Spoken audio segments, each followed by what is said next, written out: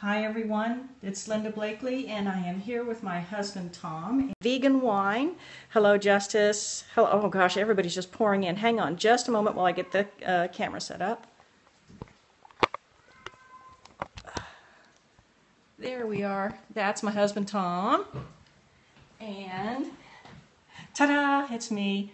Hi Jen, how are you? Hi Ventuitive. Hi Justice. Okay. This is my husband Tom.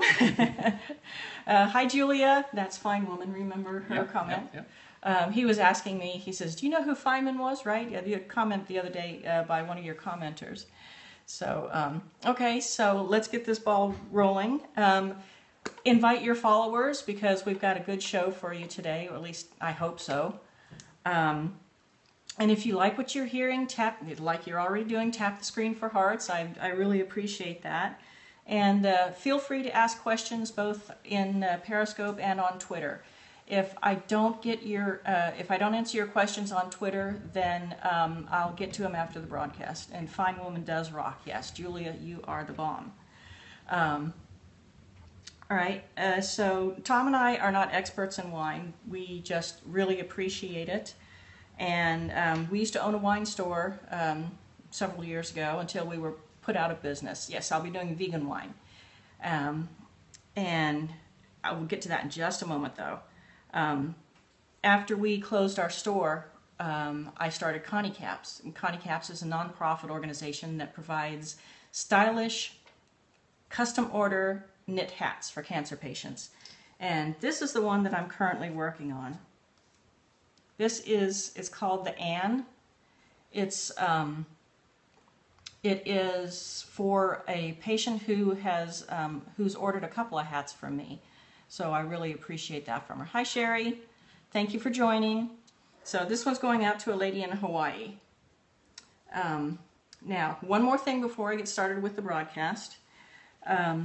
Last couple broadcasts I gave away a couple sets of note cards. Asked Sherry, she won a set of them, and I think she's pretty happy with them. Also, Katie Lance won a set of them.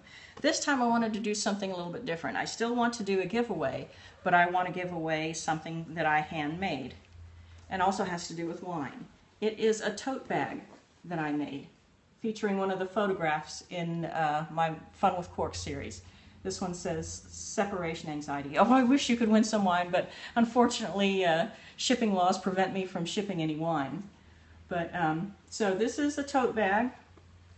The picture is printed onto muslin, and I sewed it onto the tote bag, which I made. So I am hopefully Twitter is cooperating. For a moment there, they weren't cooperating. So just one moment, and I will send out the tweet that you'll need to retweet in order to win it. Bear with me. Come on, tweet, tweet, tweet, tweet, tweet. Okay, it's the tweet that I just sent out, and it says, what does it say? Hang on. Obviously, I'm not very prepared for this. Okay, it says, I support Connie Cap's nonprofit organization that provides stylish custom order knit hats for cancer patients. Scope for Good Periscope. So you'll just need to retweet that. And I want the replay viewers to be able to see it too, to be able to win. So this will stay on for 24 hours. And then Friday morning, I'll do the drawing. So you'll have to come back Friday morning. I'll announce it on Twitter when I'll do the drawing. And we can go from there. So now, vegan wine. You're probably asking, vegan wine, how can that be? Grapes are already vegan. How can wine be a vegan? Well, it's in the process called fining. When a wine is fermented, when a wine is being filtered, there's a process called fining. Hi Tammy, how are you? Fining is the process of adding a layer of fining agents to the wine in order to push all of the sediment down. Now, these fining agents are animal-based. They are milk proteins, fiber from crustaceans, fining, exactly, F-I-N-I-N-G, fining. Fiber from crustacean shells, egg whites, hygiene, fish oil, and gelatin. So those are things that are added to the fine to push the sediment down. Now there are now suitable alternatives. Hi Jason. Oh, is that, you think that's why you get sick from wine, is all of the fining agents? Okay. There are now suitable alternatives. There's carbon.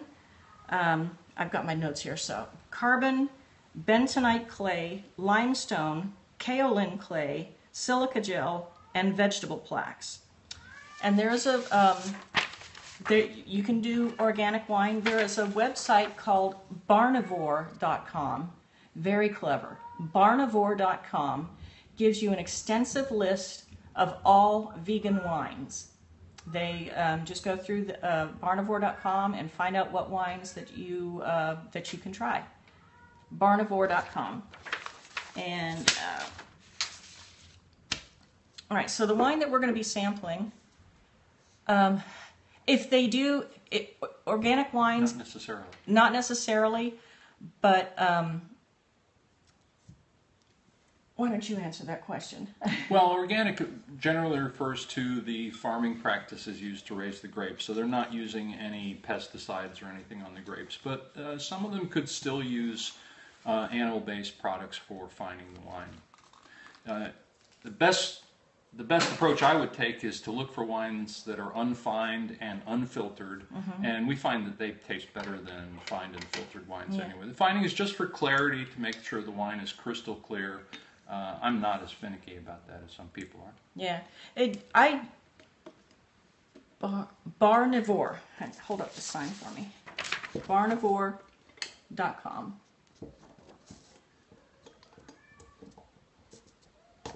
Play on words for carnivore. Carnivore at the bar. Yeah.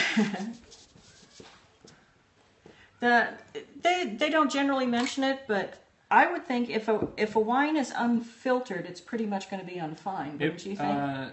Not necessarily. Okay. They're separate processes. Some wineries do one, some wineries do both. Generally, a winery that produces an unfined and unfiltered wine is going to be proud of it. They'll say it on the label. Unfortunately, it's going to usually be a more expensive wine. Yeah. Now this one, Santa Julia INNOVAC. It is a blend of Tempranillo and Malbec.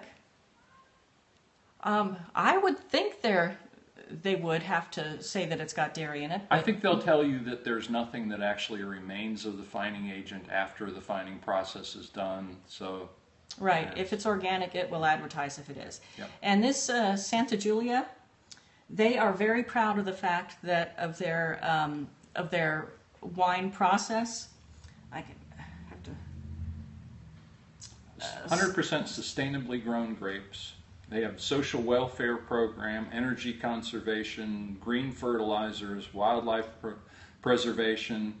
They're insulated the vineyard from the mountain waters so that they're not doing any pollution of the waters. They use the mountain waters for watering. They have recycling programs, and they are vegan friendly. So they should hit all your buttons. Yeah, and this wine is sold in a 1 liter bottle, which is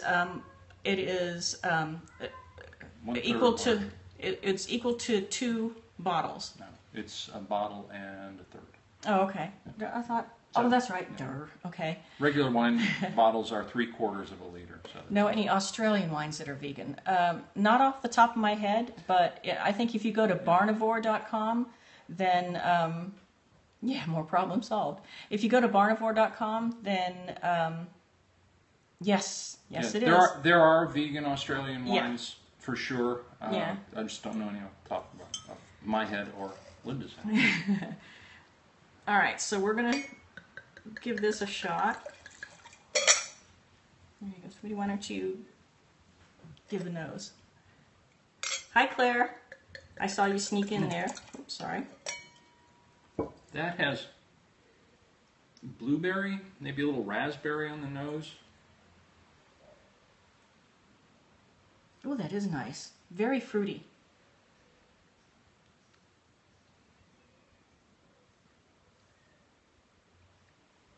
Vegan wine, Claire, is a wine that uses, in the process of making, in the process of filtration, there's a process called fining, which is the name of the wine.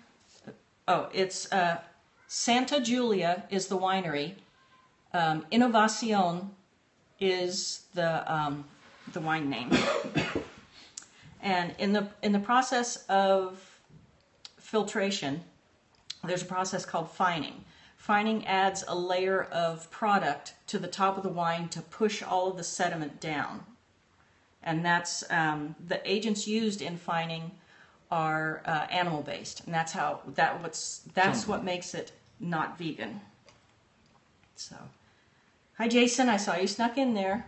No, which one is your most favorite winery? Intuitive.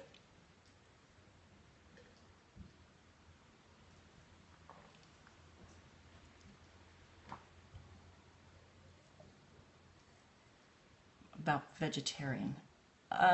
This one is a vegan wine. Yes, Santa Julia is vegan. It says so on the label. Bosworth. Never heard of that one. I don't know much about vegetarian, unfortunately. So all I know is the vegan process. What was I going to say? And this bottle retails for around... It was about $16. About $16, not the vegan vegetarian. And for a full liter, that's not bad. It's got a very, very soft feel in the mouth. Mm-hmm. You could easily drink that bottle. Oh yeah, and we will. We will. I think I misunderstood your question, Vintuitive. So when you say animal products, is that meat or dairy? Both, I think, because it's from my notes. It says. Fining agents are animal-derived, such as milk proteins, fiber from crustacean shells, egg whites, fish oil, and gelatin. So it's meat and dairy. So it's, yeah. So if you, if a wine doesn't say how it's fined, I don't care how milk is being used, okay? Oh, the cat's fine. Don't worry about it. We have the doors closed and she wants in, and I'm not going to let them. So if you find a wine that says on the label it's unfined, you should be okay. Now, Tom, no, is this an American wine thing? This one, oh, I'm sorry, I should have said that. This, yeah, gelatin is a worry. So, this is from Argentina. Yeah, try and find something that is unfined or vegan. If it's vegan, it should be vegetarian, right? Yep. Yeah, because the alternatives that they will use in fining, I mean, the use of animal. I think I missed your question, Claire. I'm sorry. Fining is it's only required to get the sediment out. Yeah, it's purely cosmetic. Yeah, it's to make the wine look crystal clear. Yeah, it doesn't. Wines do not have to be fined. There's no animal product in organic here. Okay. Okay. But anyway, but you can find a listing of all vegan wines. Yeah, all that just for looks. You can find a listing of vegan wines at barnivore.com. You can screenshot that if you need to. Barnivore.com. Yeah, it's there's all sorts of things they do for cosmetic reasons. Gelatin is gross. Why can't they cut it out of vegetables? I know that was a rhetorical question. You're getting out of our area of expertise.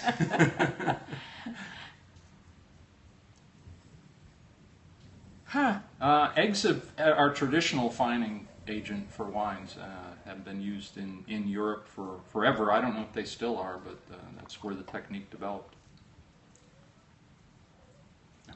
Gelatin is not in vegetables. No, it's not in vegetables. No, that comes from... I don't think there's a natural gelatin from vegetables. No, it's from animal. It's from animal fats. Yeah. Okay. Now we have. Yeah, I know. Yeah, Horse really. hoof. Yeah, horse hoof. I'm going to turn the broadcast over to Tom now because he's going to talk about whiskeys. He loves whiskey. Now, these aren't, this has nothing to do with vegan or anything, but it's just... I don't believe there's any animal products in any of these whiskeys. I wouldn't swear to. Yeah. I don't think they So, use... Tom will now talk about whiskeys, and I'll drink some wine. Wine is fermented fruit juice, typically grape juice. Whiskey is fermented from grains, and whiskey all starts its life out as beer. The grains are sprouted just a little bit, and that causes enzymes to develop that break the starches down into sugar, and the sugar is what the yeast use to produce alcohol. And different kinds of whiskey from different parts of the world use different grains. Some people will tell you that Scotch whiskey, which is spelled W-H-I-S-K-Y, and Irish whiskey, which is spelled W-H-I-S-K-E-Y, are the only two true whiskeys. I'm not that much of a snob. If it's brown and comes in a bottle and it's 80 proof or more, I'll probably drink it. This is a blended Scotch. This is Johnny Walker Double Black, which is commonly available. It is not Johnny Walker Black, it's Double Black. It has a nice smoky, peaty taste to it. It is 100% malt from barley. Thanks, Julia. And after the barley is sprouted and the sugar develops, they dry it over a peat fire, which is where that smoky flavor comes from. That is a blended malt, which means that it's made from different barrels and maybe even from different producers, and all blended together to make a consistent product. There are also single malt scotches. This is Glenfiddich, and they are one malt from 1 year from one producer, and so they have to exercise a little more care to get a consistent product. Our jobs are not connected to alcohol. We used to own a wine store, but we no longer do. We're just consumers now, and we consume a lot. In this country, one of the major whiskeys is bourbon, which is supposed to be from an area of Kentucky, although a lot of it's brewed is distilled in Indiana, right across the Ohio River. Julia says she treated herself to an 18-year Glenfiddich. Oh, that's wonderful stuff. Yeah. No, I don't want to mix business and pleasure. I want my job to be something different so that I can come home and enjoy the alcohol. This is Eagles Rare, which is a small batch bourbon from Kentucky. Bourbon is made from, the primary grain in bourbon is corn. And that's also the case for Jack Daniels, which isn't bourbon. Jack Daniels is a Tennessee corn whiskey, also primarily from corn. But other grains are used as well. In Canada, they use a lot of wheat, but rye, which is a different kind of whiskey, is actually made from the grain rye, as in rye bread. And so you can find all kinds of grains used to produce whiskey and whiskey-like products.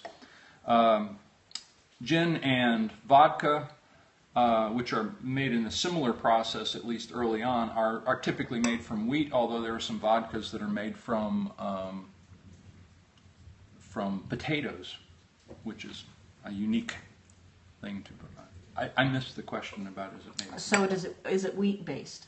Is which wheat-based? Which one wheat-based? No, it's not a stupid question. No. Oh. No, vodka and gin are wheat-based. Canadian whiskey has a lot of wheat in it. Wheat can be used in a certain proportion in many American whiskeys, including bourbons, and typically they're mostly corn.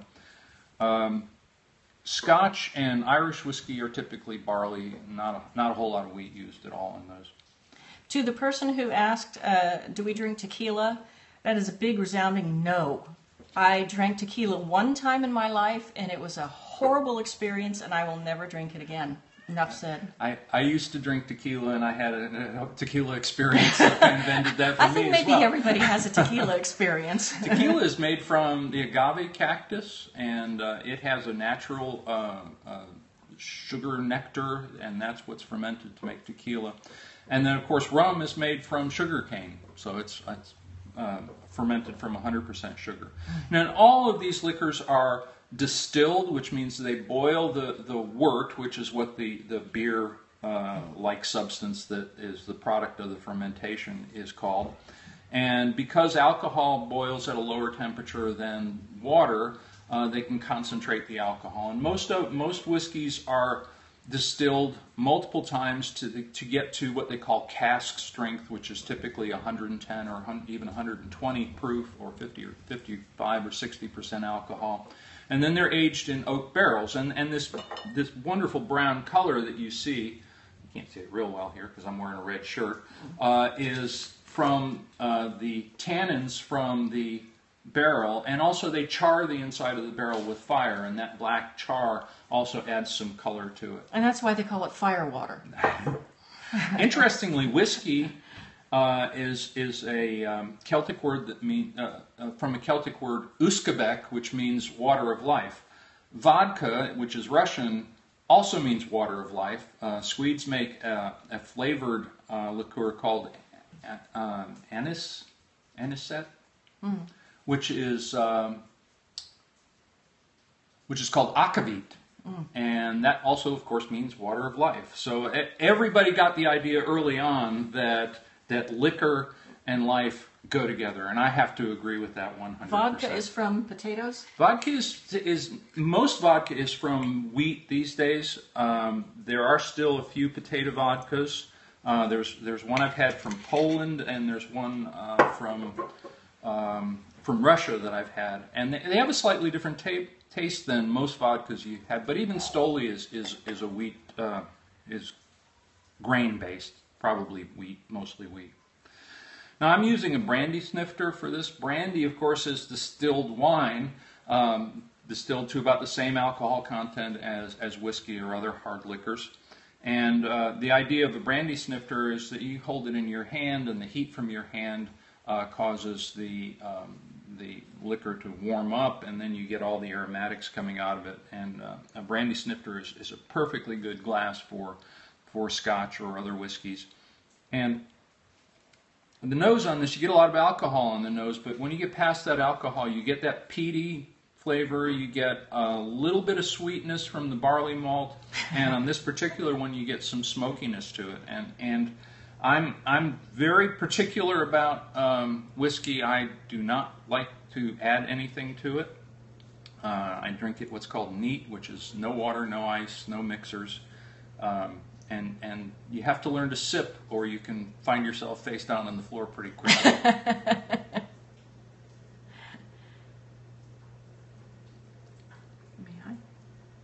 And that's all. You get a little bit of burn from the alcohol, which is really part of the attraction once you get used to it. The peatiness and the smokiness really come out on the palate, so you get that it's like barbecue without the meat. It's wonderful stuff. Bourbon is a little sweeter than Scotch, primarily because of the corn, and I think that's the reason that bourbon mixes so well with. Julie wants to know what's your favorite My favorite standard Scotch. I don't drink a lot of blended Scotches. This Johnny Walker Double Black is about the only blended Scotch I drink on a regular basis. I do like Lefroy, which is from Islay in Scotland. It's an island, and it's one of the smokiest, peatiest ones out there. Glenlivet and Glenfiddich are both very good. Glenmorangie has a series that are aged in, some are aged in sherry oak casks, some are aged in port oak, and some are aged in Madeira. And they pick up some of the characteristics of the sherries, and they're just wonderful. So. They're spectacular, and he does know. He's a wealth of information. I mean, seriously. The thing I like about Scotch is if I buy a bottle of wine and I spend $20 or $30 on a bottle of wine, I got to drink that wine right then and there. If I buy a bottle of this Johnny Walker Double Black, for example, it's under $30 most places.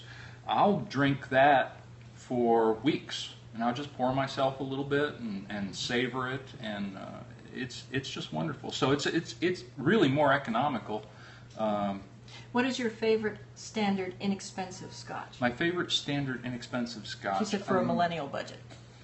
I like Cuddy, Black and White, Cuddy Sark, Dewar's. They're all very drinkable. Yes, definitely more value than wine. Yeah, more value than wine. Definitely. Yeah. Yep. Definitely. On the other hand, maybe not as food friendly. Yeah. But Vintuitive, I know you're probably going to cringe at this, but get a box wine. Box wines are, certain box wines, not all of them, certain box wines are very good for their value. The broadcast I did on Boda box wines, they're great. No. These not nasty. They have a bad reputation. Watch I know this is international, and I'm sure that some people in Australia will back me up on this. There are some very good wines being put in boxes, but Americans have this insecurity about their wine bottle. So if it doesn't have a cork, we assume it's not good. I don't think Vintuitive is American. Is it not? No, Vintuitive, the user, the person. Okay. But there are some very good wines put in. It's a great way to drink it because the bag in the box collapses and the wine doesn't get exposed to air, so it keeps good as new for days or weeks. Corks went out years ago. Yeah. Yep. Aussie. Aussie, man. I'm going to do an Australian wine next week, an Australian Shiraz. I'll see if I can find one that's vegan, but I can't promise you. I'll see what I can find, but I'll pick a nice Australian wine. Sure. What's an Arizona wine that you can recommend? Are there certain wines that cause more hangovers? What you can do is, while you're drinking, occasionally take a sip of water. Try and drink as much water as you do wine. Oh, McLaren Vale and Barossa, yes. Both excellent regions, yeah. But if you drink as much water as you do wine, you're not going to have, your headaches won't be as much, because the alcohol in the wine is what am I trying to say? Alcohol will dehydrate you. So yes, thank you. It's a and diuretic, that's what causes so the headaches. a lot of what you feel after drinking is dehydration. But some people are also sensitive to some of the phenols and some of the other byproducts of fermentation. The best way to avoid those, I'm sorry to say, is to drink vodka, which is just alcohol and water and doesn't have any of those. But you still want to hydrate. Even if it's only 4 ounces, yeah. So if you drink 4 ounces of wine, drink 4 ounces of water, sort of, as you're sipping. If you have a real problem, I'd drink twice as much water as wine. Yeah, because it won't dehydrate you. Arizona is a stronghold transport. Oh, I missed that. I'm sorry. Many think it's a histamine, but it's often the preservatives. Yeah, you know, there are a lot of things that are added to wine. There are grape juice concentrates that are added. Ethanol. You can keep that. You can't get that here. About best we can do is Everclear. I think that's about 190 proof. It's good for a paint remover. Lab grade. Oh my gosh. There you go. Yeah. You scare me sometimes, Julia. You scare me sometimes. I'm sure it's affordable. Probably makes a great martini. Sulfur dioxide is a headache maker. Yep. Yep. Arizona stronghold transported to more of the U.S., but I'll try to get you a bottle of Caduceus. Okay. Ooh. Okay. All right. I just want to repeat the giveaway that I'm doing is this tote bag. I made it. It is. It features one of my Fun with Corks photographs, separation anxiety, and I love Shiraz too. And in order to win it, all you have to do is retweet my last tweet on Twitter, Connie Caps, same name. And Friday, I want the people on watching the replay able to get it too. So on Friday morning, I'll do the drawing, and I'll tweet out when I'm going to be doing the drawing. So retweet my last tweet that has to do with supporting Connie Caps, and you can watch my previous broadcasts on conniecaps.org/periscope. Bye, Sherry. Have a good night. Thank you for joining.